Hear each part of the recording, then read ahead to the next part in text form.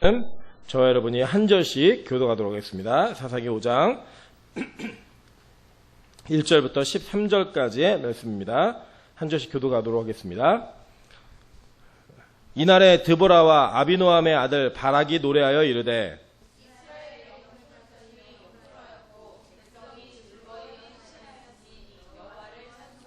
너희 왕들아 들으라, 통치자들아 귀를 기울이라. 나 곧 내가 여호와를 노래할 것이요 이스라엘의 하나님 여호와를 찬송하리로다.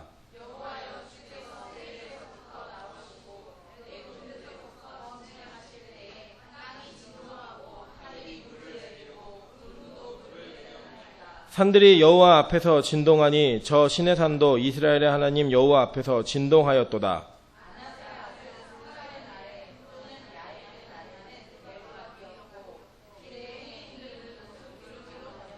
이스라엘에는 마을 사람들이 그쳤으니 나 드보라가 일어나 이스라엘의 어머니가 되기까지 그쳤도다.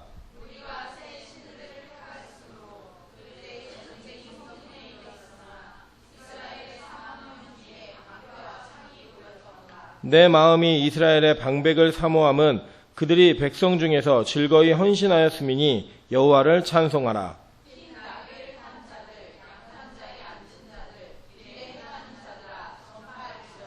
활 쏘는 자들의 소리로부터 멀리 떨어진 물 깃는 곳에서도 여호와의 공의로우신 일을 전하라. 이스라엘에서 마을 사람들을 위한 의로우신 일을 노래하라. 그때 여호와의 백성이 성문에 내려갔도다.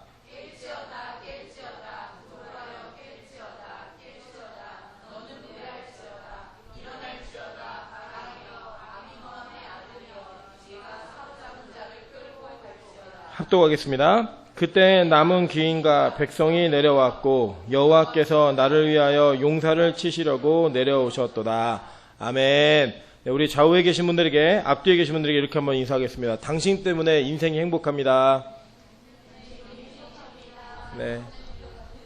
네, 인생이 서로 때문에 행복하셨으면 좋겠습니다. 네, 오늘 굉장히 제가 긴장을 한 수요일이었습니다. 왜냐하면 그 에어컨이 안 되는 것 같아가지고 엄청 긴장이 되더라고요. 큰일 났다. 더우면 이제 큰일 나는데 뭐 이런 생각이 들어왔는데 다행히 찬양 중간에 우리 찬송을 열심히 하니까 에어컨이 다시 나오는 것 같죠, 그죠? 네, 나와서 하나님께 정말 모든 영광을 다 돌려드립니다. 감사한 것 같아요. 네, 오늘 어제 새벽이죠. 어제 새벽에 오늘 말고요. 어제 새벽에 5시가 딱 됐는데 아무도 안 오신 거예요. 그래가지고 제가 혼자 사도신경을 암송하고 찬양을 한 곡 부르고 야 드디어 때가 됐다. 이제 새벽기도를 안 해도 되겠구나 이런 마음이 들었는데 갑자기 평소에 안 나오던 우리 박매양 권사님과 박매수 집사님과 기쁨이가 셋이 그때 들어오는 거예요. 그래서 하나님이 예배가 쉬어지는 걸 원하지 않으시는구나. 그래서 또 그날 예배를 이렇게 잘 드렸거든요. 그리고 오늘 또 안 오셨더라고요. 그래서 어쨌든 이렇게 다 교대로 이렇게 릴레이로 오시면서 항상 우리 예배를 지키고 있는 그 은혜가 감사합니다. 그런데 어쨌든 수요 예배 때 이렇게 많은 분들이 이렇게 오시니까 너무 감사한 것 같고 또 이 사사기 말씀을 통해서 같이 좀 은혜를 누리고 있는 것도 너무 감사합니다. 우리에게 좋은 환경을 주시고 또 에어컨이 나올 수 있도록 도와주신 하나님의 은혜에 너무 감사드립니다.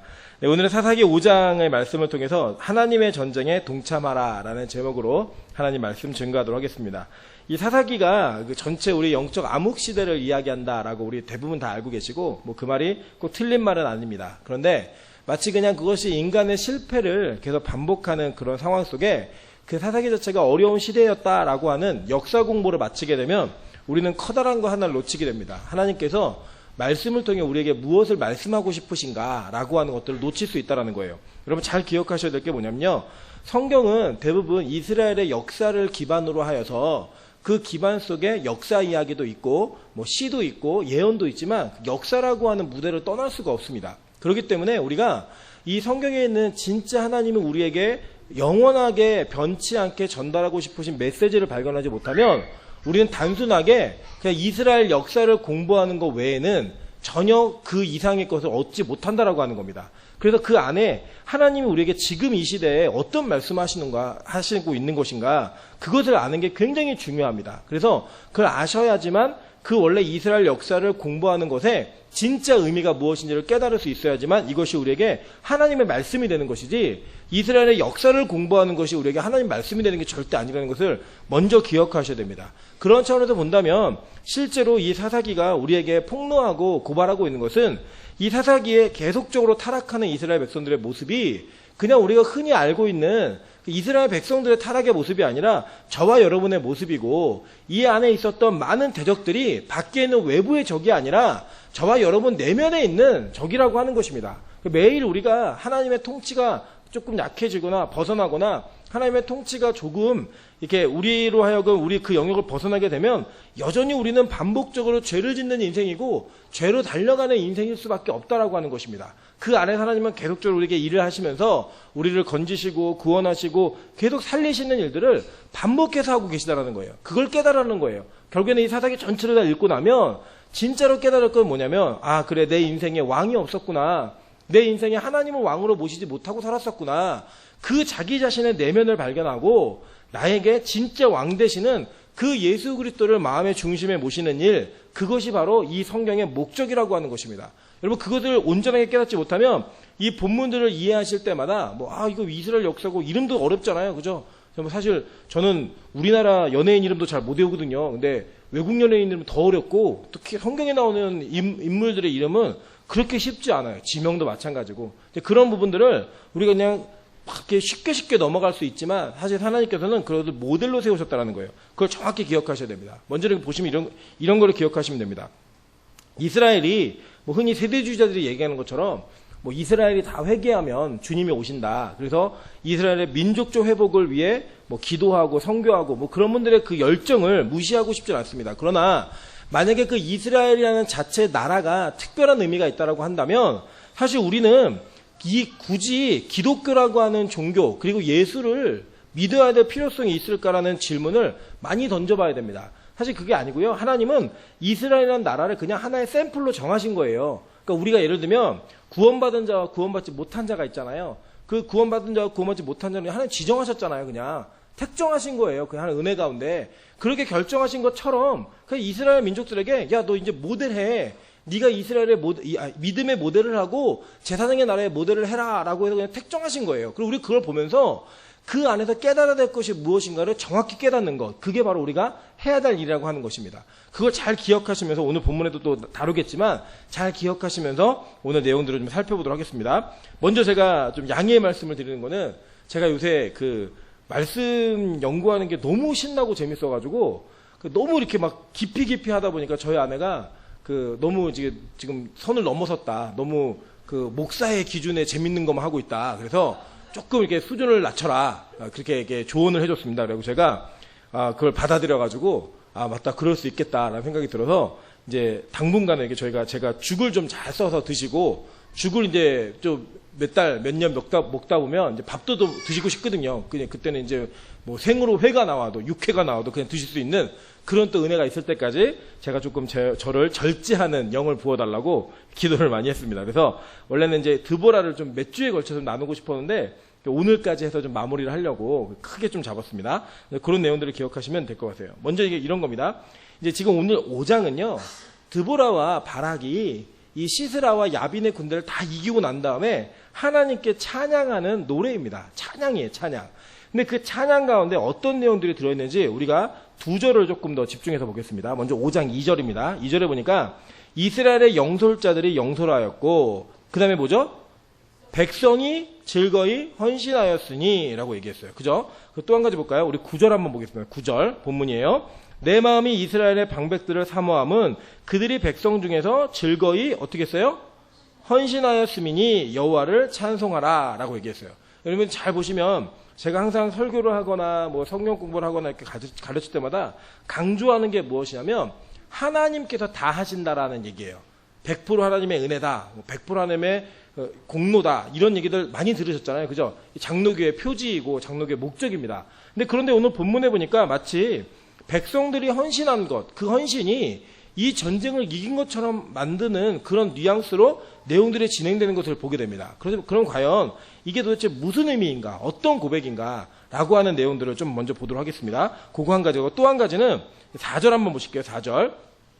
자, 4절에 보니까 여호와여 주께서 세일에서부터 나오시고 에돔들에서부터 진행하실 때 땅이 진동하고 하늘이 물이 내리고 구름도 물을 내렸나이다 라고 얘기해요. 자, 그런데 이게 어떤 상황이었냐면 원래 이 야비는 우리 지난 시간에 살펴봤죠? 철병거가 몇 대 있었어요? 900대나 있었습니다. 900대. 그러니까 지금 그 시대로 따지면 우리가 막 막대기 들고 돌 던지고 싸우는 시대에 탱크가 있었어요. 탱크가. 그러니까 그 정도의 전력이 차이가 났기 때문에 절대 이길 수 없는 전쟁이었습니다. 그런데 어떤 일이 벌어지면 하나님께서 전쟁을 하는 그 시기에 물을 내리셔가지고 이들이 자신들이 가지고 있던 모든 무기가 표류하게 만들어버렸어요. 자, 한번 보실까요? 자, 21절 한번 보실게요. 5장 21절이에요. 기송강은 그 무리를 표류시켰으니 라고 나오죠. 그죠? 그러니까 이게 어떤 장면이 생각나세요? 물로 적들을 박살낸 사건. 홍해바다에서 애굽의 군대를 다 없애버린 사건. 뭐 이런 내용들이 기억나셔야 되는 거예요. 자, 근데 그걸 뭘 의미하는 거냐면 이런 겁니다. 그때 당시에도 마찬가지예요.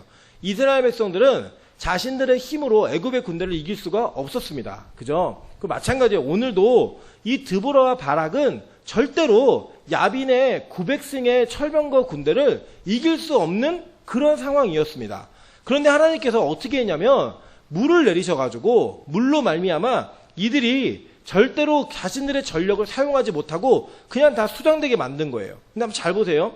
자연재해로 우리도 가끔 이제 강감찬 장군이나 뭐 이런 연개소문 이게 전쟁하는 거 막 이게 들어보면 을지문덕 장군 이런 얘기 들어보면 이길 때 물을 사용해서 이기는 일들이 많이 있잖아요. 근데 그거는 어떤 자연 지형을 이용해서 이기는 건데 지금 오늘 고백을 보니까 뭐라고 얘기하냐면 하늘로부터 물이 내렸고 구름도 물을 내렸다. 그래가지고 그 감당할 수 없는 자연으로 인해 하나님께서 이 군대를 멸절시키신 거예요. 자, 근데 재밌는 일이 벌어집니다. 자, 신명기 33장 2절을 보면 요 내용과 비슷한 내용들이 있어요. 자, 거기 보실게요.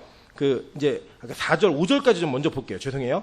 5장, 사사기 5장 4절 5절입니다. 산들이 여호와 앞에서 진동하니 저 신의 산도 이스라엘 하나님 여호와 앞에서 진동하였도다 라고 얘기하죠. 자, 그러고 난 다음에 신명기 33장 2절을 보겠습니다. 그가 일렀으되 여호와께서 신의 산에 오시고 세일산에서 일어나시고 바란산에서 비추시고 1만 성도 가운데 강림하셨고 그의 오른손에는 그들을 위하여 번쩍이는 불이 있도다 라고 얘기했어요. 그죠? 보니까 지금 이스라엘 백성들, 그러니까 하나님의 백성들이 지금 신명기는 어떤 내용이냐면 모세에 의해서 그들이 광야 생활을 마칠 쯤에 하나님께서 이스라엘 백성들을 어떻게 인도하셨는가라고 하는 것들을 고백할 때 다 하나님이 하셨습니다 라고 하는 고백 중에 나오는 내용이에요. 그리고 오늘 본문을 보니까 드보라와 바락도 역시 노래를 하면서 하나님께서 다 하셨다라는 고백을 동일하게 하고 있는 겁니다. 그러니까 여러분 시대가 지나도요 믿고 있는 하나님이 같기 때문에 그 하나님에 대한 고백은 동일할 수밖에 없다는 거예요. 여러분 지금 이 시대를 사는 저와 여러분도 마찬가지라는 겁니다. 우리는 자기 스스로 내 능력과 힘으로 무언가를 해내는 것 같지만 실제로 잘 살펴보면 우리는 그럴 사람이 아니라는 거예요. 여러분 이제 다 이건 동의하실 거예요. 나는 어렸을 때부터 교회를 다니거나 아니면 특별한 하나님의 은혜로 말미암아 하나님의 강권적으로 예수를 믿게 하지 않았으면 안 믿을 성격이다라고 생각하시는 분 손 들어보세요. 그럼 다 손 드실 거예요. 그죠? 예. 그런 우리 안에 그런 기질이 있다라는 거예요. 내 능력과 아무리 내가 객관적으로 생각해봐도 내 기질과 내 가지고 있는 생각이나 고집, 성품 다 모든 걸 고려해보면 하나님 믿는 사람이다 안 믿는 사람이다. 믿을 사람이다 안 믿을 사람이다. 예, 안 믿을 사람이라는 게 우리 여실합니다. 그러니까 여러분 다른 사람 생각할 필요 없고요. 그냥 나만 봐도 그렇다는 거예요. 저도 마찬가지입니다. 저는 부모님이 목회하는 가정에서 태어나지 않았으면 저 절대 예수 믿을 사람 아니었습니다. 제가 예수를 인격적으로 만나게 된 게 어떤 건지 설명을 드렸죠. 교회를 너무 떠나고 싶은데 방법이 없으니까 성경을 공부하기 시작했어요. 이유는 뭐냐면 성경이 잘못됐다는 걸 증명해야 교회를 안 나갈 수 있겠다라는 판단이 들었기 때문에 그래서 성경을 공부하다가 예수를 인격적으로 만났습니다. 그래서 저는 그 말씀의 중요성이 어떤지를 정말로 잘 이렇게 알고 있습니다. 왜냐면 제가 직접 체험한 사실이기 때문에. 여기 이제 청년들도 앉아있는데 부모님 때문에 어쩔 수 없이 집안의 평화를 위해 교회 나오는 사람들 있잖아요. 그런 사람들은 지금부터 성경 공부를 하세요. 그래서 성경이 잘못됐다라는 걸 증명할 수 있으면 교회 안 나와도 됩니다. 왜냐면 우리 기독교는 이 성경에 기반을 두고 있는 종교이기 때문에 이것만 잘못됐다는 걸 고백할 수 있으면, 증명해낼 수 있으면 안 나와도 전혀 문제가 안 됩니다. 제가 보증해 드릴게요. 안 나와도. 예. 그런데 그 공부하다 보면 어떤 일이 벌어지느냐, 나도 모르는 눈물이 터지고요, 나도 모르게 예수 그리스도가 고백되어지는 그런 일들이 일어난다는 거예요. 저는 뭐 앞으로 이제 우리 환경이 주어지고 기회가 주어지면 말씀을 계속 가르칠 겁니다. 왜냐하면 저는 다른 것보다 우리가 믿는 믿음의 고백은 우리가 알고 있었던 성경의 인물들의 고백과 동일해야 된다고 생각합니다. 이유가 뭐냐? 지금 우리가 믿고 있는 그 하나님이 이 시대에 이 사람들이 믿었던 하나님과 동일하다고 한다면 그 시대가 변했다 할지라도 우리의 믿음의 고백은 여전히 동일해야 된다는 거예요. 뭐 시대가 변했기 때문에 믿음의 고백도 변해야 된다? 아니요, 저는 절대 그렇게 생각하지 않습니다. 우리가 제자들처럼 우리가 예수를 위해 죽는 인생을 사는 그런 시대는 아닐 수 있습니다. 환경 자체가. 그러나 만약에 예수를 위해 죽어야 되는 상황이 온다라고 한다면 우리 역시 죽을 수 있는 믿음이 있어야지만 우리가 제자들과 동일한 믿음을 가지고 있는 거예요. 그죠? 그럼에도 불구하고 여전히 우리는 지금 우리가 신앙생활을 하고 있다라고 하지만 실제로 저를 포함한 우리 대부분의 사람들이 신앙생활이 아니라 교양생활을 하고 있는 사람들 되게 많습니다. 여러분 한번 생각해 보세요. 천국과 지옥이 진짜 있고 하나님이 진짜 계시다라고 한다면 우리 신앙생활 이렇게 안 한다니까요. 진짜 목숨 걸고 합니다. 그게 진짜로 믿어지면 정말 목숨 걸고 해요. 안 그렇겠습니까, 여러분? 솔직히 한번 생각해 보세요. 왜 회사에서 그렇게 열심히 일해요? 밤늦게 야근하고 왜 늦게까지 고생하고 그러면 잠 못 자면서 왜 이래요? 월급 준다는 걸 믿으니까 일하는 거예요. 그죠? 안 주면 일해요, 안 해요? 일 안 합니다. 절대로 일하지 않아요. 월급이 밀리면 이 회사를 떠나야겠다고 생각하지 내가 이 회사를 살려야겠다 생각 안 해요, 절대. 그죠? 그런데 우리가 만약에 하나님을 믿음으로 말미암아 영원한 나라가 진짜 있다는 것을 믿으면 우리의 신앙의 기본적인 태도가 완전하게 달라질 수 있다는 거예요. 완전하게. 그러니까 저는 이렇게 생각합니다. 주일학교 아이들 성장시킬 때도 그렇고요. 뭐 아이들한테 이거 해라 말아라 라고 얘기하는 것은 되게 무의미합니다. 그게 왜 해야 되는지, 그리고 스스로 하는 건지 아니면 강요에 의해 하는 건지 그 기준이 아이들에게 있을까요, 없을까요? 있다니까요. 그 칼을 갈아요, 칼을. 내가 학교는 무조건 교회에서 제일 멀리 간다. 학교 합격하면 무조건 제일 멀리 가고 어떻게든 결혼만 하면 이 품을 떠나겠다라고 각오하며 사는 아이들이요 널려 있습니다. 진짜로요. 이유가 뭘까요? 저는 딴 거 아니라고 생각해요. 그들에게 진짜 하나님, 진짜 예수님을 만나게 하지 못했기 때문에 그런 일이 벌어진다는 거예요. 그런데 참 안타까운 일은 부모들이 본인들이 만난 예수님을 전달하는 게 아니라 본인들이 살고 있는 삶의 모습을, 그러니까 그 신앙적 행위를 자꾸 전달하려고 하니까 그게 거부감이 드는 거예요. 나는 그런 마음이 없는데, 믿음이 없는데 그걸 어떻게 따라해요? 못한다니까요. 저는 적어도 그러한 믿음의 전수가 다음 세대에게 계속적으로 일어나야 된다고 저는 생각합니다. 저는 뭐 앞으로 빛가서 공교회 하나님이 얼마나 많은 주일학교 아이들의 영혼을 맡겨주실지 모르겠어요. 그런데 그 맡겨주신다면 한 아이가 됐든 두 명이 됐든 그 아이에게 신앙의 행위를 가르치는 것이 아니라 신앙을 가르치는 그런 교회가 되어야 된다고 생각합니다. 여러분, 그러기 위해서는요, 우리가 먼저 그 하나님을 고백할 수 있어야 합니다. 그 고백을 통해 우리 아이들, 우리 다음 세대들이 스스로 그 하나님 앞에 나오게 하는 일들이 일어나야 된다는 거예요. 뭐 자꾸 이제 저는 큰 예가 없이 저는 저희 어머니를 가장 존경하는 목사이기 때문에 그렇게 말할 수밖에 없지만 양해하고 들으시면 이런 겁니다. 저희 집에서는요, 저한테 목사라는 한마디도 하지 않았어요. 너 목회해라, 목사해라 이런 얘기 하나도 안 했고요. 저희 아버지는 굉장히 싫어하셨어요. 이유는 뭐냐면 저희 아버지는 이렇게 제가 그래도 이제 성적이 좀 괜찮으니까 좀 좋은 학교를 가기를 굉장히 바라셔가지고 공부하기를 바라셨습니다. 공부하기를. 저는 근데 그게 좀 안 맞더라고요. 그래서 사실은 제가 학교를 진학할 때에도 하나님이 신학교를 갈 수밖에 없게 만드는 그런 일을 벌리셨어요. 네. 아무도 그렇게 말리거나 뭐 이거 아니라고 얘기하지 못하게 그런 일을 벌리셨어요. 그래서 가게 된 거예요. 갔는데 왜 그렇게 갔느냐? 전 다른 게 아니라 그냥 부모님의 신앙을 보고 내가 목사로 사는 것이 참 행복하겠구나. 말씀을 붙들고 사는 일이 너무나 좋겠구나. 그리고 그 말씀들이 이루어지는 부모님들의 삶을 보니까 그 삶을 통해 하나님이 정말 살아계시구나 라고 하는 것에 확신이 생기니까 그 뒤에 신앙의 길을 걸어가는 게 두렵지가 않더라고요. 지금도 마찬가지입니다. 지금도 제가 그래도 다른 목사들과는 조금 다르게 하나님을 열심히 섬기려고 노력하는 이유가 뭐냐면 부모님이 그렇게 사시는 것을 봤기 때문이에요. 그냥. 그리고 그 사람이 너무 부러웠고 그게 옳다라고 믿었습니다. 저는 지금도 그랬어요. 저희 아내는 찬수를 무조건 목사만 되겠다라는 결연한 각오가 있더라고요. 저는 그런 각오 없습니다. 그냥 제가 잘 목회하고 하나님 앞에 온전히 서 있으면 찬수가 그냥 고백할 거예요. 나 아빠 같은 목사가 되고 싶다고. 되게 행복할 것 같아요. 진짜. 다른 게 아니라 그냥 나 아버지의 삶을 보고 나도 목회자가 되겠습니다. 물론 목사가 좋은 직업이라고 제가 얘기하는 건 아니에요. 여러분 다 목사 돼서 이런 게 아니라 그냥 저 아이의 입술을 통해 아버지의 목회가 자기의 인생을 하나님 앞으로 이끌어낸다라고 한다면 그것보다 행복한 일이 어디 있겠어요. 저는 우리 빛가세 공교회가 그런 교회가 되었으면 좋겠습니다. 다음 세대 아이들이 권사님, 장로님, 집사님들을 보면서 와 나도 저렇게 교회를 섬기고 교회를 사랑하는 모습을 좀 보고 싶다. 그렇게 살고 싶다라고 고백하고 또 그것이 전달되어서 이 교회에 막 4대, 5대가 같이 다닐 수 있는 오래 사세요 권사님들.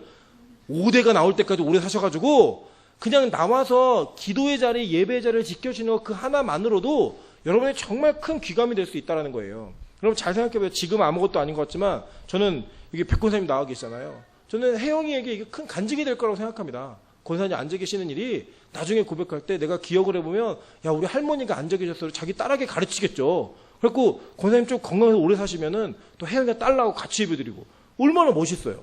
저는 그런 교회가 되었으면 좋겠습니다. 자연스럽게 믿음의 전달이 될 수 있는 그런 교회가 필요하다는 거예요. 그런데 잘 보겠습니다. 여기서 보니까 마치 이렇게 이 전쟁을 이기는 데 있어서 백성들이 즐거이 헌신한 것이 이 전쟁에 무언가 보탬이 되지 않았는가라고 보여주는 문구들이 있다라는 거예요. 아까 읽어보셨죠? 근데 그것을 통해 한번 보도록 하겠습니다. 먼저 사사기 5장 20절부터 23절입니다. 별들이 하늘에서부터 싸우되 그들이 다니는 길에서 시스라와 싸웠도다. 기송강은 무리를 표류시켰으니 이 기송강은 옛강이라. 내 영혼아 내가 힘있는 자를 밟았도다. 그때 군마가 빨리 달리니 말굽 소리가 땅을 울리도다. 여호와의 사자의 말씀에 메로스를 저주하라. 너희는 거듭거듭 그 주민들을 저주할 것은 그들이 와서 여호와를 돕지 아니하며 여호와를 도와 용사를 치지 아니함이니라 하시도다 라고 얘기했어요. 자, 이 내용은 이런 겁니다. 아까도 우리가 살펴봤죠? 별들이 하늘에서부터 싸웠는데 그들이 다니는 길에서 누구랑 싸웠다고요? 시스라랑 싸웠다라고 얘기하고 있어요. 이 시스라가 누구냐면 야빈의 군대 장관입니다. 그러니까 그 철병거 900성을 통제하는 사람이에요. 그 사람과 누가 싸웠다고요? 별들이 하늘에서부터 싸웠다. 그리고 이 전쟁 누가 하신 거예요? 하나님이 하신 거예요. 하나님이 하셨는데 재밌는 거 뭐냐면 그 뒤에 보면 여호와의 사자의 말씀에 메로스를 저주하라는 거예요. 메로스를. 근데 그 저주하는 이유가 뭐냐면 너희가 거듭거듭 그 거민들을 저주할 것은 그들이 와서 여호와를 돕지 아니하며 여호와를 도와 용사를 치지 아니함이니라 하시도다 라고 얘기해요. 여러분 보통 용사 그러면 좋은 이미지가 있잖아요. 근데 여기서 이 용사는 바로 이스라엘을 압제하고 있었던 많은 리더들, 뭐 에돔의 왕, 에글론, 뭐 구산 리사다임, 뭐 이런 사람들을 말하고 있는 거예요. 지금 그런 사람들을 같이 치지 않았다. 그래서 저주를 하라라고 말하고 있는 거예요. 여러분 참 이게 무서운 말이죠, 그죠? 우리가 이게 예를 들어서 그냥 지나가다가 모르는 사람이 난 널 저주해 이렇게 얘기해도 우리 기분이 되게 안 좋은데 지금 드보라가 찬양을 하면서 선지자가 하나님의 사람이 저주한다라고 말하는 게 여러분 굉장히 두려운 말씀 아닙니까? 근데 이 저주하는 이유가 뭐냐면 용사들, 하나님이 미워하시는 용사들을 싸우지 않았다는 거예요. 그들과. 그러면서 그 앞에 이 14절부터 쭉 보시면 드보라가요. 뭘 구분하냐면 이 전쟁의 날에 하나님을 도와 같이 전쟁한 지파와 전쟁을 하지 않은 지파를 명확하게 구분하면서 이야기합니다. 자, 볼게요. 우리 3번 보시면 됩니다. 자, 에브라임에서 나온 자들은 아말렉의 뿌리 박힌 자들이요. 베냐민은 백성 중에서 너를 따르는 자들이요. 마길에서는 명령하는 자들이 내려왔고 스불론에게서는 대장군의 지팡이를 잡은 자들이 내려왔도다. 이사갈의 방백들이 드보라와 함께하니 이사갈과 같이 바락도 그 뒤를 따라 골짜기로 내려가니 르우벤 시내가에서 큰 결심이 있었도다. 내가 양의 우리 가운데 앉아서 목자의 피리 부는 소리를 들으면 어찌 됨이냐. 르우벤 시내가에서 큰 결심이 있었도다 라고 얘기해요. 그러니까 이 14, 15, 16절에 지금 이 전쟁을 도운 지파들이 목록이 나와 있습니다. 그 목록은 제가 굵은 글씨로 적어드렸어요. 그죠? 에브라임, 베냐민, 마길은 누구냐면 문하세가 이제 반으로 나눠졌잖아요. 2분의 1은 동편에, 2분의 1은 서편에 이렇게 넘어왔는데 지금 여기서 말하는 마길은 서편에 있는 지파를 얘기하는 겁니다. 그러니까 문하세가 다 같이 도운 게 아니라 동편에 있는 지파는 동참을 안 했어요. 서쪽에 있는 지파만을 얘기할 때 이것을 마길이라고 이야기하는 겁니다. 이 사람들은 이 전쟁을 도왔다라는 거예요. 반면에 17절부터 18절에는 이 전쟁을 돕지 않은 자들을 정확하게 이야기하고 있는 거예요. 그러니까 이 저주의 대상이 누군지 아시겠죠? 메로스를 저주하라 했을 때 돕지 않은 자들이 누구인가라고 우리가 보면 됩니다. 길르앗은 누가 있었냐면 문하세 반지파, 아까 남은 반지파가 있었고, 그리고 갓지파가 있었어요. 갓지파. 그리고 요단강 저쪽에 거주하여 다는 배의 머무름이 어찌 됨이냐라고 얘기해요. 이 배는 우리 사람 배를 얘기하는 게 아니라 타고 다니는 배를 얘기하는 거예요. 그 배에 머물러 있었다라는 거예요. 자기 생업에 매진하고 있었다라는 거예요. 그리고 아셀은 해변에 앉으며 자기 항만에 거주하도다라고 얘기해요. 이 아셀 지파, 여기 제가 가운데 지도 이렇게 보여드렸죠. 나름 크게 만든다고 노력했는데 인쇄하고 나니까 안 보입니다. 인쇄하고 나니까 안 보이는데 잘 보시면 이제 제가 몇 가지 이게 팁을 드리면 중간에 황토색 있잖아요. 노란색 비슷한 그 칼라로 좀 다행히 돼 있어요. 거기가 바로 에브라임 지파, 지금 드보라가 사역하는 곳이에요. 그리고 지금 제가 읽어드렸던 아셀 지파는 저 위쪽에 갈색 보이시죠? 지중해 해변의 맨 끝 부분 위에 붙어 있는 거기 이제 아셀 지파 땅이에요. 거기 이제 납달리, 스불론은 보라색, 납달리는 위에 있는 연두색, 이사갈, 주홍색, 그죠? 문하세, 초록색, 이렇게 다 이렇게 색깔로 이렇게 구분하시면 돼요. 이들이 지금 뭘 했냐면 전쟁에 동참하는 사람들이 있었고, 지금 17절부터 18절까지 있었던 지파들은 자기 생업을 하느냐고 이 전쟁에 동참하지 않았다라는 거예요. 그래서 놀라운 일은 뭐냐? 이들을 저주하라는 거예요. 거듭거듭 저주하라는 거예요. 거듭거듭. 여러분, 여기서 우리가 큰 의미를 발견해야 됩니다. 마치 그냥 드보라가 어떤 그 한 시대에 자기가 하는 전쟁을 같이 동참하지 않았기 때문에 그를 저주해라라고 말한다면 사실 이 사람도 굉장히 리더십에 문제가 있는 사람일 수 있겠죠. 그죠? 그런데 그것은 단지 그 시대의 역사 속에서 일어난 사건만을 이야기하는 것이 아니라 지금 저와 여러분에게도 동일하게 말하고 있다는 거예요. 여러분 잘 보세요. 하나님의 구원은 100% 하나님의 은혜로만 이루어집니다. 그죠? 그런데 그 은혜가 우리로 하여금 무엇을 하게 하냐면 죄와의 싸움을 하게 해요. 죄의 싸움을 현장으로 이끌어낸다는 거예요. 이유가 무엇이냐? 하나님은 우리를 인격적인 존재로 대하십니다. 그래서 하나님이 만약에 우리의 모든 의지와 모든 감정과 모든 것들을 통제하신다면 우리 로봇이에요. 그냥 지시하는 대로 입력된 대로만 하는 프로그래밍이 된 거니까 그거는 자율적인 의지와 자율적인 자발성을 가질 수가 없다는 거예요. 하나님 그런 비인격적 관계를 원하지 않으십니다. 우리와의 관계를 자녀와의 관계로 맺고 싶어 하기 때문에 하나님은 우리에게 이 전쟁을 스스로 싸울 수 있는 환경과 그 싸울 수 있는 능력을 허락해 주시는 거예요. 그러면서 우리로 하여금 그 힘을 싸워낼 수 있는 그런 힘들과 환경을 만드셔서 우리를 자극하시는 거예요. 그래서 잘 보세요. 여러분 예수 믿고 교회를 다니면서 그 예수를 믿고 나니까 죄와의 싸움에서 날마다 승리하시던가요? 아니잖아요. 이번 주도 죄 많이 짓고 오셨잖아요. 이 3일 동안에. 아니세요? 죄 많이 짓고 오셨죠? 그 죄를 짓고 왔어요. 그게 누구의 모습이냐? 이 사사기 시대 때 계속 실패하는 인간들의 모습인 거예요. 그게 저와 여러분의 모습인 거예요. 그럼에도 불구하고 하나님은 우리를 너무 짝사랑해가지고 계속 우리를 일으키시는 거예요. 계속. 일으키셔서 또 싸울 수 있는 힘을 주시고 또 싸우게 만드시고 그 작업을 평생도록 하는 겁니다. 언제까지요? 주님 오실 때까지. 그래서 여러분 그게 우리 안에서 그 하나님의 믿음이 작동되기 시작하면 진짜로 올바른 작동이 되기 시작하면 우리가 짐에도 불구하고 싸워 이기겠다고 다시금 무릎을 일으켜서 이 죄와의 전투 현장으로 나가게 돼 있다는 거예요. 그게 순간이라 할지라도 넘어집니다. 100% 넘어져요. 근데 또 일어나는 거예요. 넘어지지만 또 일어서는 거예요. 그 반복이 뭐냐? 그렇게 우리를 구원하시는 그 은혜가 바로 이 사사기 안에 계속 담겨져 있는 겁니다. 그걸 보라는 거예요. 그래서 이 헌신은요, 사실은 구원에 관련해서는 아무 의미가 없어요. 그럼에도 불구하고 하나님 관점에서 우리 인간과 하나님 너무나 동역하고 싶어 하시고 인격적 관계를 맺고 싶어 하시기 때문에 우리에게 그 싸움을 싸우는 현장에 헌신할 것을 요구하시고 그 헌신을 통해 진짜 믿음이 증명되어지는 일들을 하게 하신다는 거예요. 자, 예를 들어 볼게요. 예를 들면 조금 지나면 찬수가 글을 배우기 시작할 거예요. 글을 가르치겠죠. 뭐 누가 가르치든. 가르칠 때 뭐 제일 먼저 뭐 이런 거 가르치겠죠. 뭐 써보자 같이 그러면서 뭐 하나님 뭐 써보고 뭐 자기 이름 임찬수 써보고 이렇게 쓰겠죠. 쓸 때요. 여러분 어느 부모도 처음부터 아이에게 종이하고 펜을 주고 쓰라고 얘기하지 않아요. 어떻게 하냐면 그 아이가 펜을 잡게 하고 그 위에 엄마나 아버지가 다시 손을 얹습니다. 그리고 그 글을 써내려가는 거예요. 그죠? 하나님, 임찬수 이렇게 써놓고 뭐라고 얘기하는지 아세요? 야, 우리 찬수 정말 글씨 잘 쓰네? 이렇게 얘기하죠. 그죠? 그게 바로 하나님과 우리의 관계라는 거예요. 제 혼자 글 못 써요. 제 혼자 뭐 못해요. 그런데 그거를 옆에서 도와주고 다 하게끔 하지만 제가 어떤 그 행위만 흉내만 내더라도 그것을 통해 너 참 잘했다라고 칭찬해 주는 것, 그게 바로 하나님과 우리와의 관계라는 거예요.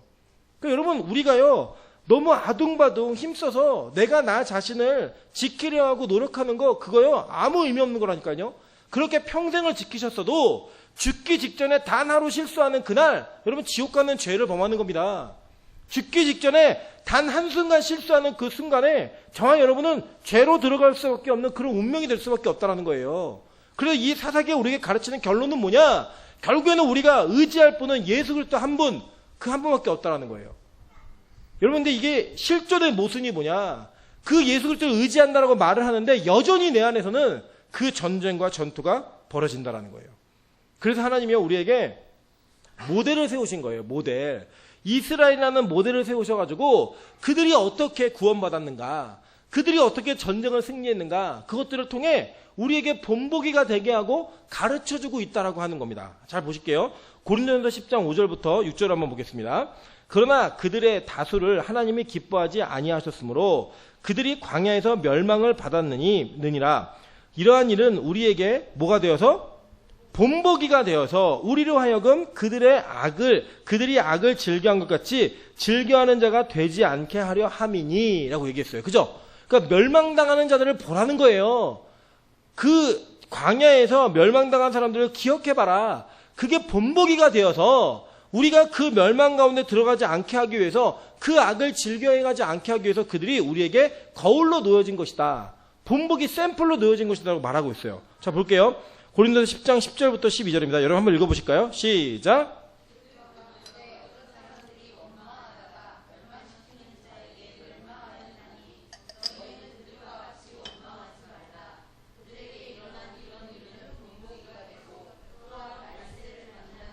깨우치기 위하여 기록되었느니라. 그죠? 성경이 기록된 이유가 뭐라고 얘기해요? 우리에게 본보기가 되게 하기 위한 모델로서 하나님이 선택했다라는 거예요. 그들이 어떻게 그 전쟁과 그 전쟁의 상황 속에서 자기 자신이 구원을 받았는가를 기억하고 그 구원을 받는 모습을 통해 지금 우리가 구원을 어떻게 받아야 되는지를 다시 한번 고민하라라고 성경이 우리에게 말하고 있다는 거예요. 자, 그런 관점에서 우리 안에 내면 세계에 있는 전쟁을 한번 살펴보도록 하겠습니다. 자, 로마서 6장 6절에 이렇게 얘기하고 있죠. 우리가 알거니와 우리의 옛사람이 예수와 함께 십자가에 못 박힌 것은 죄의 몸이 죽어 다시는 우리가 죄에게 종노릇하지 아니하려 함이니 이는 죽은 자가 죄에서 벗어나 의롭다 하심을 얻었음이라 라고 얘기해요. 그죠? 근데 이게 그러니까 완료형으로 얘기했단 말이에요. 이미 끝났다. 전쟁이 끝났고 너희는 이제 옛사람이 아니고 새사람이기 때문에 죄에게 종노릇 안 한다라고 얘기했지만 진짜 그러던가요? 아니잖아요. 그죠? 진짜 우리 안에 그 전쟁이 있다라는 거예요. 그럼에도 불구하고 이 말씀이 종료로 얘기한 것이 뭐냐면 이런 거예요. 자, 예를 들어 우리가 동네에서 이렇게 막 놀고 있는데, 이제 동네 놀고 있는데 예를 들어 동네 축구를 하는 와중에 메시 선수가 와가지고 우리 팀에 들어온 거예요. 축구 하겠다고. 그럼 그 축구는 이제 이겼어요, 졌어요? 이긴 거죠. 끝난 거예요, 이거는. 그냥. 그러니까 이거는 시간이 지나면, 시간은 우리 편인 거죠. 그죠? 시간만 지나면 이 전쟁은 끝난 전쟁이에요. 하나님 반드시 우리를 구원하실 거니까. 그게 반드시 이루어질 일이기 때문에 완료형으로 얘기하는 거예요. 벌써 우리 얘기하잖아. 야, 이제 끝났어. 경기 더 볼 것도 없어. 이미 끝! 라고 얘기하죠. 그죠? 그게 뭐냐면 확실히 된다라는 확신이 있기 때문이에요. 그러니까 바울이 얘기한 건 어떤 내용을 얘기하는 거냐면 주님이 다시 오시는 그날에 이렇게 우리가 옛사람이 다 죽고 다시는 죄에게 종노릇하지 않는 모습으로 우리가 변화되어질 존재고 그것은 너무나 확실한 사실이다라고 하는 걸 강조하고 있는 거예요. 그러면서 바울이 똑같은 성경에서 뭐라고 쓰냐면 자 보세요. 에베소서 4장 21절이에요. 바울이 쓴 성경이죠.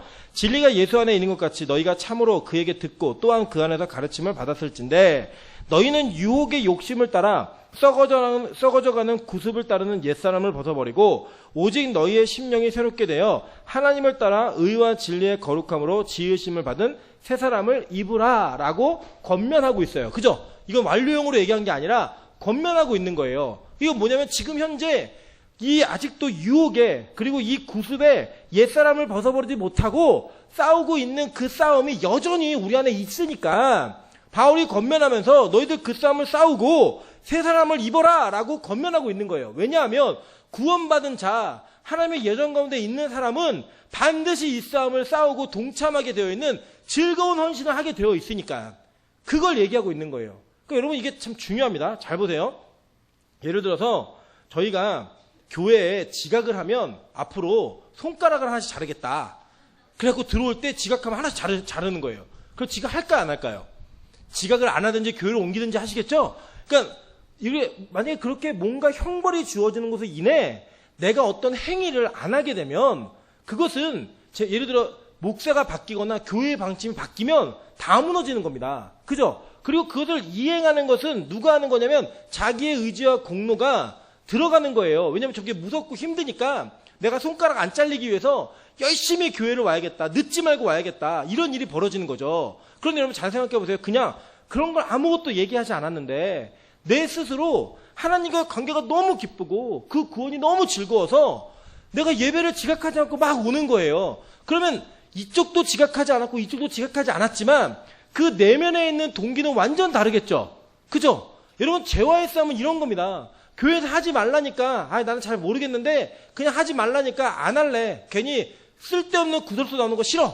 이렇게 얘기해서 안 하는 것과 내가 하나님과의 관계가 너무 기쁘고 그분과의 관계가 너무 즐거우니까 죄를 짓지 말아야겠다라고 스스로 노력해서 그 행동을 안 하는 것은 겉으로 보기에는 똑같지만 그 내면의 출발은 완전 다르다는 거예요. 그게 뭐냐? 바로 구원받은 자와 구원받지 못한 자의 특징이라는 거예요. 여러분, 구원받은 자들은요, 즐거운 헌신이 이 전쟁에, 하나님의 전쟁에 동참하는 즐거운 동참이 있다라는 거예요. 이 전쟁 누가 하세요? 하나님이 하시는 거예요. 누가 이기세요? 하나님이 이기시는 거예요. 그런데 우리는 그 하나님이 이기시는 전쟁 가운데 그냥 나를 따르라 그러니까 와 그리고 뒤에 쫓아가는 거예요. 그냥 실제로는 다 싸우지도 않는데 와 그러고 쫓아가는 거예요. 그냥 전쟁은 누가 하시는데요? 하나님이 하시는 건데 근데 그 마음이 즐거워진다라는 거예요. 그 마음이 행복해진다라는 거예요. 그게 바로 하나님의 전쟁에 동참하고 있는 백성들의 모습인 겁니다. 근데 그 일도 안 하는 지파들이 있다는 거예요. 그 일도 안 하고 자기의 생업에 매진하는 사람들이 있다는 거예요. 있었다는 거예요. 그때. 그 지금도 있어요. 그들을 하나님은 얘기하는 거예요. 저주하라. 거듭거듭 저주하라. 그 하나님의 저주의 결론이 뭔지 아십니까? 지옥이에요. 지옥. 영원한 죽음. 영원히 사는데 불구덩이에서 영원히 사는 그 모습. 그게 벌어진다는 거예요. 그래서 여러분 내가 구원받은 자인가 아닌가 확인하는 거 별로 어렵지 않습니다. 하나님을 향한 마음이 즐거워야 돼요. 하나님을 향한 마음이 즐거운 헌신 가운데 일어나야 돼요. 예배가 즐겁고 헌신이 즐겁고 그 기뻐야 되는 거예요. 그냥 다른 이유 아니라니까요. 그것 자체예요. 그냥. 그래서 여러분 내가 영적인 문제가 생겼구나라고 체크하는 건 별로 어렵지 않아요. 교회가 싫어져요. 교회가 싫어지고요. 옛날에는 말씀이 시간 가는지도 몰랐는데 적당히 해야지. 도대체 지금 몇 시간째 하는 거는 몸이 비틀비틀 거려지고 괜히 싫어요. 심지어는 그냥 목사님 뒤통수만 봐도 열받아요. 그냥. 그런 일이 벌어진다. 다른 거 없어요. 그냥 내 영혼이 병들기 시작한 거예요. 즐거운 마음이 사라진 거예요. 여러분 다윗이요 범죄했을 때 밧세바의 죄로 인해 범죄했을 때 그가 시편 51편에서 얘기하는 게 뭐냐면 내가 자원하는 심령을 내게 허락해달라고 다시 회복시켜달라고 고백을 해요. 그러니까 이전에는 자원하는 심령이었는데 그 자원이 죄를 짓고 나니까 관계가 멀어지니까 구원의 즐거움과 자원하는 심령이 사라져버린 거예요. 여러분 다른 거 아닙니다. 그게 바로 여러분이 지금 하나님과의 전쟁에 동참하고 있지 못한 모습이라는 거예요. 골로새 3장 1절부터 10절에도 바울은 동일하게 권면합니다. 그러므로 너희가 그리스도와 함께 다시 살리심을 받았으면 위의 것을 찾으라.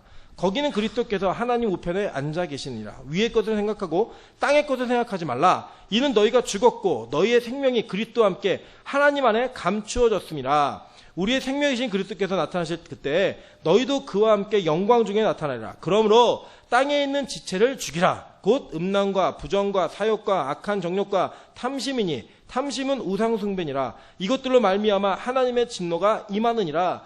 너희도 전에 그 가운데 살 때에는 그 가운데서 행하였으나 이제는 너희가 이 모든 것을 벗어버리라. 곧 분함과 노여움과 악의와 비방과 너희 입에 부끄러운 말이라. 너희가 서로 거짓말을 하지 말라. 옛사람과 그 행위를 벗어버리고 새 사람을 입었으니 이는 자기를 창조하신 이의 형상을 따라 지식에까지 새롭게 하심을 입은 자니라. 아멘.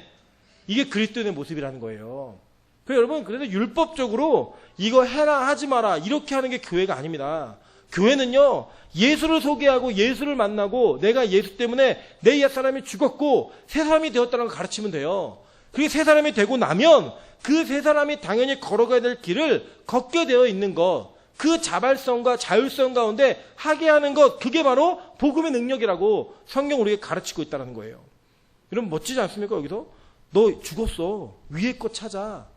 이제 이 땅에 사는 것을 죽여라고 얘기했어요. 땅의 것 생각하지 말래요. 일맥상통하잖아요. 그죠? 길르앗과 단과 아셀은 뭐 했어요? 자기 생업 때문에 여호와의 전쟁에 동참하지 않았다니까요. 그런데 무섭잖아요. 저주하래요. 그들을 저주하고 거듭거듭 저주하래요. 여호와를 도와 용사를 치지 않았다라고 얘기하면서. 제가 말씀드렸죠. 이 용사가 누구예요? 뭐 밖에 있는 그런 거 아니에요. 옆에는 뭐 신천지 이런 거 아니에요. 여러분 앞으로도 좀 주의하셔야 될 것은 제가 이전 교회에서 신천지 야고보 지파의 그 전체 교육장을 하시는 분하고 저기 노원역에 있는 토지에서 만나가지고 1대1로 3시간 동안 성경을 놓고 토론하기 위해 만났습니다. 만나가지고요. 다른 거 안 했어요. 그냥 원어 성경 꺼내시죠. 그리고 원어 성경에 뭐라고 써있나 한번 얘기해 보시면 되겠습니다. 라고 했더니 한마디도 못하고 갔어요. 한마디도. 왜냐하면 신천지는 한글 개정도 아니고 개역 성경만이 성경이라고 믿어요. 예, 거기에서만 자기들의 교리가 완성되기 때문에 개정으로만 넘어와도 무너지고요. 원어 성경은 아무도 본 적이 없어요. 그래가지고 제가 그 싸움을 딱 2번을 했습니다. 그때부터 제 이메일에 신천지 관련된 메일이 겁나게 쏟아지기 시작하는데 여러분의 그 사투리로 표현하면 거시기들이 막 계속 오기 시작하는데 어마어마하게 오기 시작했습니다. 아마 제가 이제 듣기로는 전해 들은 이야기인데 저희 이취임식 하면서 여기 플랜카드 걸었었잖아요. 그게 이제 소문이 났대요. 예, 그래서 저 이전 교회 분들도 아시고 뭐 이렇게 다 그거 보셨다고 얘기하시더라고요. 아마 신천지에서 조만간 또 작업을 벌일 겁니다. 근데 저는 괜찮아요. 문제 없어요. 왜냐면 저는 신천지에 가지 않을 정도로 여러분을 교회 안에서 즐겁고 신나게 놀게 해드릴 거예요. 여기서 성경 공부할 거고 여기서 할 거예요. 뭐 우리 교회는 성경 공부가 없어서 거기 가고 그런 거 없어요. 이제 우리는 지켜보세요. 제발 성경 공부 그만했으면 좋겠다는 입이 나올 정도로 열심히 가르칠 겁니다. 열심히. 뭐라 신천지 가세요. 여기서 우리가 새로운 새하늘과 새 땅을 기다리면 돼요. 그냥 짭퉁 가지 말고 귀신천지에 가시지 마시고 우리는 여기서 하시면 돼요. 근데 여러분 잘 보시면 이런 거예요. 몰라요. 너무나 우리가 복음을 어떤 식으로 이해하냐면 그냥 예수 믿으면 다 끝났다. 그리고 우리 안에 어떤 전쟁과 어떤 전투가 계속적으로 이루어져야 되는지 그거를 알지 못하니까 교회가 자꾸 그냥 형식적이고 그냥 정형화된 신앙으로 그냥 굳어지기 시작한 겁니다. 성경 말씀 안 가르치고요. 덮어놓고 믿으라고. 뭘 덮어놓고 믿어요? 성경을 펼쳐놓고 믿어야죠. 어떻게 덮어놓고 믿어요? 모르는데. 그러다 보니까 성경을 가르쳐주는 곳으로 가기 시작한 거예요. 사실 저는 한국교회 아픔이라고 생각해요. 그들이 대적이 아니고 한국교회 아픔이에요. 말씀을 알고 싶은 사람들이 교회에서는 교육을 못 받으니까 그런 이상한 데 가가지고 이상한 거 배우다가 현혹된 거예요. 저는 한국교회가 이거를 바꿔야 된다고 생각합니다. 그래서 자꾸 우리가 옛사람을 벗어버리고 이 땅의 것을 추구하는 자들이 아니라 하늘의 것을 추구하는 싸움을 싸우게 만들어주는 그런 말씀이 선포돼야죠. 그런 성경 공부가 이루어져야죠. 그래서 그것을 통해 매일매일의 삶을, 매일매일의 전투를 이 세상에서 이겨가는, 지기도 하겠지만 또다시 일어나 싸울 수 있는, 피 흘리기까지 싸울 수 있는 그런 용사 같은 성도들, 하나님의 군대와 같은 성도들이 되어야죠. 맨날 상처받고 놀러 다니고 맨날 마음에 그 어려움이 있다고 시험 들고 그런 거 맨날 이렇게 봐주고 다니다 보니까 교회가 약해진 겁니다. 교회는요, 여러분, 전투적인 교회입니다. 교회는요, 이 땅과 싸우고 이 땅의 어떠한 풍파 속에서도 꿋꿋이 견디고 그 믿음을 지키는 게 교회의 모습이지, 우리끼리 교회 놀이하는 거, 그것이 아니라는 거예요. 저는요, 다른 거 모르겠지만 이 교회를, 제가 이제 오늘도 2층에 가서 전도 다시 하고 또 갔다 왔는데 이렇게 얘기했어요. 예, 그분이 그렇게 얘기하시더라고요. 다들 1층에 잘 보이는 교회들을 가다 보니까 빛가스금의 교회는 구석에 있어갖고 좀 어려움이 있다고. 예, 맞습니다. 이 지정학적으로는 진짜 최악의 교회죠. 위치 자체가 잘 보이지도 않잖아요. 이 건물도 간판을 너무 많이 달아가지고 빛가스금의 교회가 잘 안 보여요. 보이지가 않아요. 그런데 여러분, 저는요, 그게 우리의 강점이라고 생각합니다. 왜냐하면 이제 이 빛가스금의 교회는 지정학적 위치로 전도하는 교회 아니에요. 그죠? 그걸로는 가능성 제로. 여러분 한번 생각해보세요. 여러분이 길 가다가 와, 여기 교회 있구나 하고 들어오실 교회, 여기가 4층에 올라와서도 어딘지 한참 찾아야 되는 교회가 바로 이 교회예요. 우리 교회는요, 지정학적으로 전도 못합니다. 그죠? 환경을 볼까요? 이 환경을 보고 야, 이 교회 정말 좋네, 그리고 오실 분이 계실까요? 이 리모델링 해도 마찬가지예요. 여러분, 리모델링 한다 그래서 와, 이 교회 대단한 교회다 이렇게 생각 안 해요, 사람들이. 우리는 그거로도 전도할 수 없는 교회예요. 맞죠? 인정하자고요. 그럼 이제 뭐만 남았어요? 복음 하나. 진짜 복음만 갖고. 우리 미모로도 안 되잖아요. 그죠? 외모로도 안 되고, 뭐 목사가 잘생겨서 오는 것도 아니고, 그런 거 없어요. 그런 거 없지만 딱 하나 남은 거, 복음의 능력. 그 능력 하나 가지고 이곳에서 부흥이 일어난다는 거 한번 보여주자고요. 주차장 없으면 안 된다 그러고, 편안한 의자 아니면 안 된다 그러고, 짧은 설교와 좋은 시스템과 사람들을 편하게 해주는 거 아니면 안 된다고 얘기하는 이 시대 속에서 말씀이 얼마나 힘있게 일할 수 있는지, 복음이 얼마나 능력이 있는지 보여줄 수 있는 교회, 그런 교회 한번 멋지지 않습니까, 여러분? 그럼 우리 그때 자랑할 수 있잖아요. 나 빛가스금 교회 다녀. 이 얘기하는 거 자랑스럽지 않으시겠어요? 저는 그럴 것 같아요. 저는 뭐 물론 지금도 자랑스럽지만 앞으로 더 자랑스러울 것 같아요. 저 빛가스금 교회 담임 목사입니다. 이렇게 얘기하는 게 얼마나 자랑스럽겠어요. 와, 맞아. 그 교회는 정말 아무것도 없는데 복음 하나 갖고 승부 본 교회야. 말씀으로 승부 본 교회야. 그래서 옛사람을 벗어버리고 새사람이 되어서 이 땅의 것들을 버리고 하늘의 것들을 추구하는 그런 사람들이 모여서 싸우다가 승리한 교회야. 저는 그런 교회가 되었으면 좋겠습니다. 여러분, 우리 권사님들도 결단하세요. 제가 성경 공부 시작하면 다 다시 하셔야 돼요. 처음부터. 그냥 다른 거 아니에요. 모르셔서가 아니고 마음을 새롭게 하시기 위해. 저는 참 여기 원로 목사님도 앉아 계시면 너무 감사한 것은, 원로 목사님께서 목회를 하실 때 세상에 기술적으로 목회를 안 하신 게 너무 감사해요. 여러분, 만약에 그런 목회자에게 훈련을 받다가 저를 만나셨으면 맨날 가슴에 충돌이 있으셨을 거예요. 어떤 권사님이 저한테 그러시더라고요. 저랑 코드가 맞으신대요. 저는 뭐가 맞는지 모르겠지만, 그러니까 우리는 코드가 맞대요. 잘못 꽂아갖고 막 감전되고 폭발하는 게 아니라 코드가 맞대요. 그건 뭐냐? 원로 목사님이 양육해 놓으신 그 텃밭 위에다가 이제는 씨를 뿌려서 씨가 나고 열매 맺고 할 수 있는 것들을 볼 수 있는 그 시대를 하나님 허락해 주실 거로 좀 믿는 거예요, 그냥. 솔직히 저도 압니다. 저 일반 교회에서 그렇게 환영받는 목회자 아니에요. 설교도 길죠. 맨날 죄 얘기하죠. 뭐 기승전 예수만 얘기하죠. 그러니까 뭐 얻을 게 별로 없어요. 듣고 나면 또 예수 얘기하는구나. 또 예수밖에 없다 얘기하구나. 저 그밖에 없어요. 적어도 지금까지는 여러분이 그렇게 제가 싫지는 않으시잖아요. 몇몇 분 동의 안 하시지만 뭐 어쨌든 저는 여러분 싫지 않아요. 어쨌든 예. 그렇게 막 싫고 미웠다, 막 안 왔으면 좋았을 뻔했다 이렇게 생각하시는 분들은 몇 분 말고는 없는 것 같아요. 몇 분도 그냥 제가 모르지만 그냥 대충 얘기하는 거예요. 그냥 몇 분 말고는 없는 것 같아요. 저는 그런 교회 좀 됐으면 좋겠어요. 우리 교회가. 그래서 정말 저 교회는 교회 놀이하는 교회가 아니라 전투하는 교회야. 영적 싸움을 하는 교회야. 저는 그랬으면 좋겠어요. 여러분 잘 보세요. 사람이 평안해지고 뭔가 긴박감이 없잖아요. 그건 나태해집니다. 나태해지고요. 자꾸 불만도 생겨요. 근데 여러분 진짜 전쟁에 임하잖아요. 그 전쟁에 임하고 막 그런 긴장감이 있으면 절대 다른 생각 안 합니다. 진짜 절대 다른 생각 안 해요. 예를 들어서 매주마다 우리 교회 신천지가 30명씩 와서 예배드린다. 여러분 어떠실 것 같아요? 그때도 졸고 막 이러실 것 같아요. 아니면 정신 바짝 차리고 우리가 대적해서 이기자. 뭐 나가라도 안 나가고 막 계속 버티고 있는 거예요. 어떻게 하겠어요? 버티고 있으면. 어떻게 하겠어요? 그러면.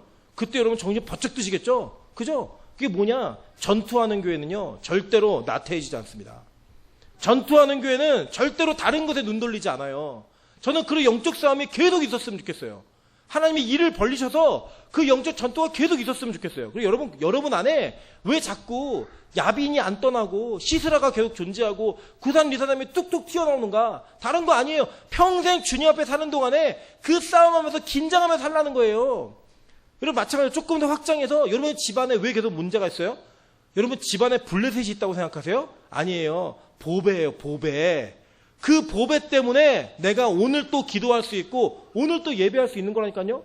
여러분 혹시 가족이시면 인사하세요. 당신은 나의 보배이십니다. 인사하세요. 가족 없으세요? 있으지 않나요? 다 보배라니까요. 문제거리가 아니라 보배예요. 그분들 때문에 기도할 수 있고 예배할 수 있기 때문에 더 한번 그 싸움을 싸워갈 수 있기 때문에 그게 저와 여러분의 모습이라는 거예요. 그러니까 여러분 이 세상과 싸우는 거 이게 교회의 큰 특징이라고 하는 거 기억하셔야 됩니다. 그래서 여러분 세상 설교 중에 세상 것을 추구하게 만들고 설교를 듣고 난 이후에 세상 것에 대한 욕심이 더 생기고 막 그러잖아요. 설교 잘못한 거예요. 적어도 설교를 듣고 나면 그래 내가 세상 것을 좀 더 버려야겠구나. 욕심을 내려놔야겠구나. 그 추구하던 모습이 부끄럽구나 라고 느끼는 게 정상적이고 지극히 합당한 그런 설교이고 그런 목회를 해야 된다고 저는 생각합니다. 여러분 제가 변하면 얘기해 주세요. 제가 그래도 아주 젊지는 않지만 늙지 않은 목사잖아요. 그죠? 얼굴은 아니어도 나이는 그래요. 예, 그때 여러분 제가 나이가 들어가면서 현실이 안주하는 것 같고 무언가 메시지가 복음의 본질이 아니라 다른 방향으로 가고 있는 것 같으면 반드시 얘기해 주세요. 뭐라고 얘기하시면 되냐면 목사님 그때 설교하셨잖아요. 우리 교회 오시자마자 설교했던 내용들 다시 한번 돌이켜보세요. 그게 바로 지금 우리가 가야 될 방향입니다. 그리고 우리 서로를 지켜주는 거예요. 서로를. 저는 그게 맞다고 생각합니다. 여러분 잘 보세요. 근데 우리가 이 싸움을 못 이긴다는 거예요. 참 안타까운 건 맨 이기면 좋겠는데 져요 항상. 그죠? 100점 100패. 그죠? 길게 보면 뭐 짧게는 순간순간 이길지 모르겠지만 길게 보시면 이긴 전쟁 하나도 없잖아요. 그죠? 여러분 진짜 나 이제 앉아야지. 그리고 정말 끝까지 앉으시던가요? 그렇지 않더라고요. 막 이게 술을 10년 동안 끊으셨던 분도 진짜 어려운 일 당하니까 다시 술 생각나서 술 마시고 담배를 끊으셨던 분도요. 다시 힘든 상황이 되니까 그 담배 주워서 피더라고요. 그게 뭐예요? 그건 끊은 게 아니라 참고 있었던 거예요. 그냥. 그럼 참고 있는 거는요. 용서한 게 아니에요. 그죠? 예를 들어 진짜 용서는 뭐냐? 예를 들어 뭐 민정자매가 제 돈을 띄어먹고 도망갔어요. 한 500만 원을 띄어먹고 도망갔는데 제가 그걸 용서했다 그러면서 마음 한편에 맨날 500만 원. 말은 안 했는데 마음에 500만 원.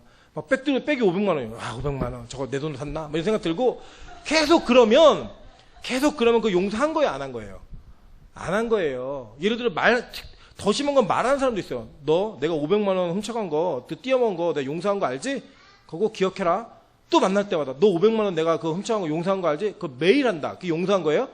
용서 아니에요. 그래서 여러분 저희 부모님도 그러시지만 부부싸움을 하게 되면 시작은 다른데 결론은 똑같아요. 항상. 그때 결혼하고 그 신혼 때 뭐 임신했을 때 안 챙겨준 거. 뭐 그게 계속 나와요. 그러니까 기승전 신혼 때 싸웠던 거 계속 나오고 뭐 집안에서 섭섭했던 거 계속 듣죠. 그래서 저는 그때 안 태어났는데도요. 어떤 상황인지를 다 알겠어요. 네. 자녀들이 다 알아요. 그런 거를요. 그거 뭐예요? 용서한 거예요? 안 한 거예요? 안 한 거예요. 진짜 용서는 그런 일이 있었나? 나 그런 일이 없었던 것 같은데 그게 용서죠? 그죠? 여러분 천국 갔는데 예수님이 우리 볼 때마다 너 그때 그거 내가 다 용서했고 내가 너 때문에 십자가 달려 죽었어. 못 자고 봐. 만져봐 여기. 맨날 그거 하신다. 볼 때마다. 야 진짜 생색 더럽게 된다 그러면서 천국 다 뛰쳐나옵니다. 예수님이요 그거 싹 지우시고 모르는 분이에요. 그냥 예수님 죄송해요 그럴 때 네가 뭐가 죄송해? 제가 사실 이래 저만 했고 너 그런 일 없었잖아. 난 기억이 안 나는데. 그게 진짜 용서인 거잖아요. 그죠?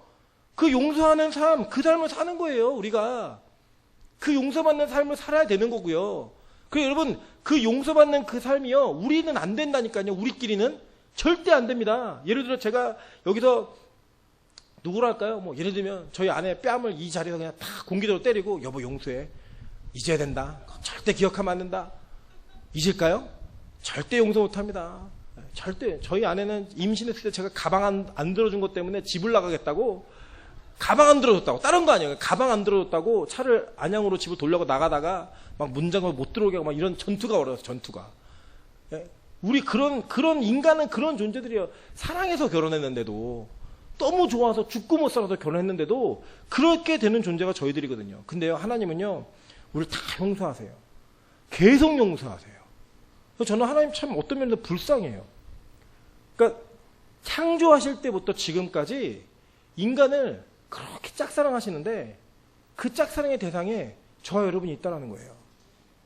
저는 이게 너무 강해요. 제가 하나님이었으면 우리 다 버렸다니까요. 제가 하나님이었으면 전 벌써 죽었어요. 제가 하나님이었어도 저는 죽였어야 돼요. 근데 하나님이요, 안 버리세요. 우리를 끝까지 안 버리시고 포기 안 하시고 이 싸움에서 계속 넘어지는데도 우리를 붙들어 일으켜 주시는 거예요. 계속. 아니야, 너 할 수 있어. 아니야, 너는 구원받은 사람이야. 그러면서 우리를 계속 이끌어 주시는 거예요. 여기 권사님들은 그 사랑을 더 느끼셔야 돼요. 권사님들은 연세가 되신 것만큼의 그 싸움 포기 안 하셨고요. 여러분 여기 있는 청년들도 마찬가지예요. 포기 안 하셨어요. 가끔 그래요. 제가 여기서 몇 번 들었던 얘기고 또 앞으로 들을 얘기 하겠지만 교회에 대한 기대가 없다고. 아니요. 하나님이요. 포기 안 하세요. 하나님이 저와 여러분을 포기 안 하신 것처럼 저는 이 교회도 포기 안 하신다고 저는 진짜 믿습니다. 그게 하나님의 짝사랑이에요. 그냥 보실까요? 10번 한번 보세요. 출애굽기 24장 6절부터 8절입니다. 모세가 피를 가지고 반은 여러 양푼에 담고 반은 제단에 뿌리고 언약서를 가져다가 백성에게 낭독하여 듣게 하니 그들이 이르되 여호와의 모든 말씀을 우리가 준행하리이다. 얘기하니까 모세가 그 피를 가지고 백성에게 뿌리며 이르되 이는 여호와께서 이 모든 말씀에 대하여 너희와 세우신 언약의 피니라 라고 얘기해요. 자, 이게 어떤 장면이냐면 제가 설명을 드릴게요. 이걸 이해하셔야 이해되는 거예요. 이스라엘 백성들이 출애굽한 다음에 약 2개월 만에 시내산에 도착을 합니다. 도착하자마자 하나님이 처음으로 주신 게 뭐냐면 율법을 주세요. 10계명을 주세요. 그 10계명을 출애굽기 20장에서 주시기 시작하면서 23장까지의 내용이 어떤 내용이냐, 율법에 관련된 내용을 쭉 주세요. 그 24장에 언약식을 하는데 너희들 이거 다 지킬 수 있니? 그러니까 백성이 아멘! 그리고 화답을 해요.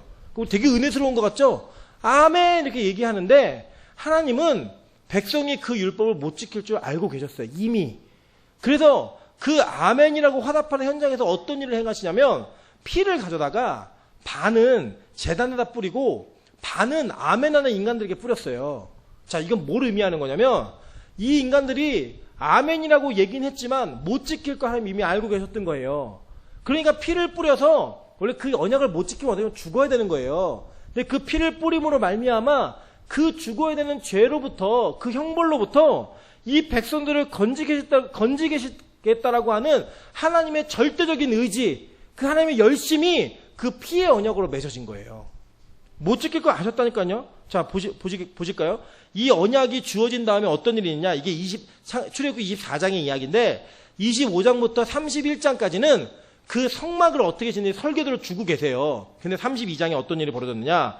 그들이 금송아지를 만듭니다. 그래서 모세 이렇게 고백을 해요. 모세가 여호와께로 다시 나아가 여짜오되 슬프도소이다. 이 백성이 자기들을 위하여 금신을 만들었사오니 큰 죄를 범하였나이다. 그러나 이제 그들의 죄를 사하시옵소서. 그렇지 아니하시오면 원하건대 주께서 기록하신 책에서 내 이름을 지워버려 주옵소서 라고 얘기해요. 여러분, 모세가 얼마나 절대절명한 상황이었으면 자기 이름을 지워서 이 백성을 건져달라고 얘기했냐. 이들이요, 그 아멘했던 인간들이 하나님이 성막 설계도 주고 있는 사이에 금송아지를 만드는 죄를 범했다니까요. 하나님 그럴 줄 알고 계셨어요. 그래서 처음 애초부터 피의 언약을 통해 내가 이들을 지키고 이들을 위해 싸우시고 이들을 위해 죽겠다라고 작정하고 계셨던 거예요. 보실래요? 신명기 31장. 이거는 가나안 땅 들어가기 전이에요. 바로 전에 모세가 했던 설교 중에 이런 내용들이 나옵니다. 자, 이런 겁니다.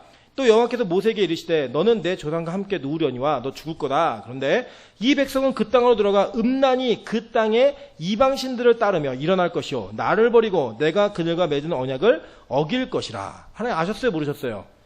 아셨다고요. 그래서 이 뒤에 내용이 뭐냐면 네가 그렇게 한 것 때문에 내가 너에게 재앙을 내릴 거고 그 재앙이 반드시 너희들에게 임할 것이다 라고 하는 것들을 계속 얘기하라는 거예요. 그러면서 하나님 굵은글씨로 뭐라고 했냐, 그러므로 이제 너희는 이 노래를 써서 이스라엘 자손들에게 가르쳐 그들의 입으로 부르게 하여 이 노래로 나를 위하여 이스라엘 자손들에게 증거가 되게 하라 라고 얘기했어요. 노래하라는 거예요. 노래. 이게 내용이 뭐냐면, 하나님, 우리는 하나님의 언약을 안 지킬 거예요. 그래서 우리가 망할 거예요. 우리가 그래서 죽을 거예요. 우리가 심판을 받을 거예요. 라는 노래를 지어서 부르라는 거예요. 그리고 그 일이 진짜 이루어질 때 이 노래가 너희들에게 증거가 될 것이다. 내가 이럴 줄 알았다. 너희들이 이럴 줄 100% 알고 있었다. 그 실제로 어떤 일이 벌어지냐? 맨 밑, 두 번째 단에 보세요. 그러므로 모세가 그날 이 노래를 써서 이스라엘 자손들에게 가르쳤더라. 라고 얘기해요. 그게 이스라엘 백성들의 모습이에요. 여러분, 레위기 27장에도 동일하게 나와요. 너희들이 범죄하면 팔아버리겠다고, 포로 생활하게 만들겠다고. 진짜 포로 됐다니까요. 하나님이 알고 계셨어요. 이미 알고 있었어요. 이미. 그런데 그걸 아신 하나님이 저와 여러분이 죄질 걸 모르실까요? 당연히 아시죠. 당연히 아시죠. 그런데 하나님이요, 여기서 하나님의 전쟁을 해나가시는 거예요. 그 죄와의 전쟁에서 우리가 못 이길 걸 너무나 잘 아시니까 스스로 그 전쟁을 하시겠다라는 거예요. 다니엘서 9장 24절입니다. 내 백성과 내 거룩한 성을 위하여 이른 이래를 기한으로 정하였나니 허물이 그치며 죄가 끝나며 죄악이 용서되며 영원한 의가 드러나며 환상과 예언이 응하며 또 지극히 거룩한 이가 기름 부음을 받으리라 라고 얘기해요. 그게 이른 이래 70일에가 지나면 그렇게 된다는 거예요. 제가 이 71회를 가지고 또 한 타임을 설교하고 싶었는데 이게 되게 어려운 내용이에요. 결론적으로 얘기하면 예수님이 세례를 받으시는 그 장면이 이 다니엘이 예언한 70일에가 딱 끝나는 날이에요. 정확하게 연수까지 맞아요. 그리고 예수님이 몇 살에 세례를 받으셨는지까지도 정확히 나와요. 하나님의 철저한 전쟁이 그 예언으로 이루어진 거예요. 보세요. 스가랴 9장 9절입니다. 시온에 따라 크게 기뻐할지어다. 예루살렘에 따라 즐거이 부를지어다. 보라, 내 왕이 내게 임하시나니 그는 공의로우시며 구원을 베푸시며 겸손하셔서 하여서 나귀를 타시나니 나귀의 작은 것 곧 나귀 새끼니라 라고 얘기해요. 그 왕이 오신다고 예언했어요. 이 전쟁을 끝내실 분, 이 전쟁에 승리하실 분, 죄로 가득 찬 예루살렘 성이 무너지고 멸망당하고 회파당할 것을 막으시고 다시 세우실 분, 그분이 오신다라고 예언했단 말이에요. 그리고 그 어떻게 이루어지죠? 요한복음 12장 11절부터 16절입니다. 그 이튿날에는 명절에 큰 무리가 예수께서 예루살렘으로 오신다는 것을 듣고 종려나무 가지를 가지고 맞으러 나가 외치되 호산나 찬송하리로다. 주의 이름으로 오시는 이 곧 이스라엘의 왕이시여 하더라. 예수는 한 어린 나귀를 보고 타시니 이는 기록된 바 시온에 따라 두려워하지 말라. 보라, 너희 왕이 나귀 새끼를 타고 오신다함과 같더라. 제자들은 처음에 이 일을 깨닫지 못하였다가 예수께서 영광을 얻으신 후에야 이것이 예수께 대하여 기록된 것인가, 사람들이 예수께 이같이 한 것임이 생각났더라 라고 얘기하는 거예요. 그 당시엔 몰랐어요. 그냥 분위기였어요. 분위기에 취해가지고 막 몰랐다니까요. 이거 성경을 알고도 그렇게 한 게 아니에요. 호산나가 뭐냐면 호시아나, 지금 우리를 구원하소서 라고 하는 구원에 대한 외침이에요. 심지어는 그들의 그 외침은요, 예수가 정치적으로, 경제적으로, 군사적으로 우리를 독립시켜달라고 하는 그 열망의 외침이었다니까요. 그런데 예수님은요, 그 구원을 이루지 않으셨어요. 그리고 더 큰 구원이신, 진짜 우리의 죄가 끝나고 허물이 그치고 영원한 의가 드러나서 구약에 약속한 모든 일들이 이루어지는 그 사건을 이루시기 위해 그 성에 입성하시는 거예요. 나중에 영광을 받으시는 거가 언제인지 아세요? 십자가에다 돌아가시고 부활하신 이후에 돌아보고 나니까 이 말씀이었구나. 제자들이 성령의 감동에 그걸 깨달은 거예요. 그게 믿어진 거예요. 여러분, 지금 그들의 믿어짐이, 그 하나님의 전쟁이 저와 여러분에게 믿어져야 돼요. 동일하게. 그게 믿음입니다. 그게. 예수님이 이 땅에 여러분 부자로 살게 하고 건강하게 살게 하고 여러분 아무것도 없는 무사평안한 삶을 살게 하기 위해서 이 땅에 오신 분이 아니고요. 우리의 죄의 문제를 해결하고 죽음의 문제를 해결하고 영원한 지옥과 심판의 문제를 해결하기 위해 그 구원의 하나님으로 오신 분이세요. 믿으십니까? 그 하나님의 전쟁이 하나님 스스로 이기신 거예요. 혼자서 이기신 거예요. 우리는 거기에 그냥 동참하는 척, 그 척만 하는 게 뭐냐? 옛사람이 죽어버리고 사는 새 사람의 삶을 사는 거예요. 이 땅의 것을 쫓는 자들이 아니라 새하늘과 새 땅을 쫓는 자들로 사는 거예요. 그게 바로 드보라와 바락이 했던 전쟁이에요. 제가 지난주에 살펴봤잖아요. 드보라는 예수의 모습이었고, 그죠? 바락은 우리 인간의 모습이었잖아요. 그 드보라 바락이 전쟁을 하면서 여자의 후손인 그 예수가 여인들의 모습에 여인들로 인해 승리하는 그 모습을 보여주면서 우리가 거기에 노래하는 거예요, 그냥. 그리고 와 할 때 와 따라 나가는 거예요, 그냥. 그게 바로 저와 여러분의 모습이라니까요. 그래서 여러분, 교회 공동체는 여러분에게 너무나 중요한 공동체이고, 이 공동체의 주인이시고 머리 되신 분이 누구신지를 정확히 인식하는 것은 훨씬 더 중요한 문제입니다. 그게 바로 우리 믿음의 본질일 수 있고 신앙생활에 유지하는 데 있어서 가장 중요한 버팀목일 수 있다는 거예요. 여기에 더 감사한 게 뭔지 아세요? 이렇게 달리는 자들에게요, 상을 줘요, 상을요. 이거 어마어마한 거죠, 어마어마한 거. 보세요. 23절에 다시 한번 볼게요. 본문 들어가세요. 5장 23절 보면은 여호와의 사자의 말씀에 메로스를 저주하라. 너희가 거듭거듭 그 주민들을 저주할 것은 그들이 와서 여호와를 돕지 아니하며 여호와를 도와 용산을 치지 아니함이라 하시도다라고 해서 저주하라고 얘기했어요. 그죠? 그 얘기한 다음에 24절이에요. 겐사람 헤벨의 아내 야엘은 다른 여인들보다 복을 받을 것이니 장막에 있는 여인들보다 더욱 복을 받을 것이로다. 이유가 뭐예요? 시스라가 물구하러 들어와서 잠을 자고 있을 때 어떻게 했어요? 관자놀이에다가 말뚝을 박아버렸죠. 이게 이제 베두인의 문화를 이해하면 되는데, 지금도 있는 그 베두인들 그 지역에 돌아다니는 분들은요, 여자들이 텐트 치는 게 여자들의 일이에요. 텐트를 만드는 게 여자들의 일이에요. 우리나라처럼 나 못해, 네가 해, 막 이렇게 하는 게 아니라 여자들이 망치질을 얼마나 잘하는지 말뚝을 한번 떵떵 박으면 금방금방 박혀요. 그게 여자들에게 하는 일이었어요. 그 실력을 가지고 누구의 머리에다 박은 거예요? 시스라의 머리 갖다 그냥 확 박아버린 거예요. 그러니까 어마무시한 여자죠. 네, 멋진 여자입니다. 여러분, 뭐 시편 30 우리 형제들이 보통 너는 이상형이 뭐야? 그러면 꼭 믿음 있다고 하는 척하는 형제들이 뭐냐면 잠언 31장에 현숙한 자매를 원해요. 뭐 이런 얘기 해요. 잘 읽어보세요. 거기요, 팔뚝이 굵은 여자예요. 안팎으로 일 잘하고요, 막 멋지게 일 잘하는, 마치 우리 그 읽고 나면은 막 민정기사 떠오르는 막 그런 자매. 예, 정말 좋은 자매예요. 빨리 잡아갈 수 있도록 기도해 줘야 돼요. 예. 그런 자매들이 현숙한 자매예요. 현숙한 자매들.